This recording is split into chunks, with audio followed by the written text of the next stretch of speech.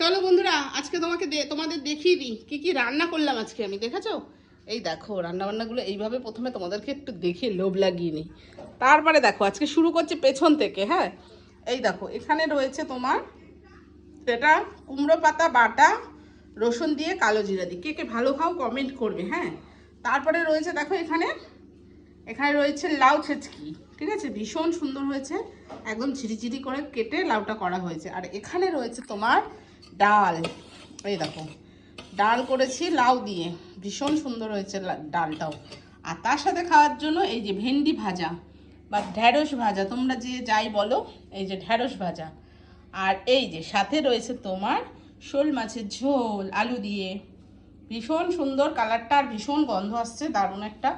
আর এগুলো কি দিয়ে খাবো, এর জন্য এই দেখো এক হাঁড়ি পুরো গরম গরম ধোয়া ওঠা ভাত করে নিয়েছি। ওই দেখো পুরো ক্যামেরাটা আমার একদম ধোয়ায় ভরে যাচ্ছে। গরম গরম এক হাঁড়ি কিন্তু ভাত করে নিয়েছি। চলো রান্নাবান্নাগুলো কেমন হয়েছে তোমরা কিন্তু একটু কমেন্ট করে জানিও, ঠিক আছে?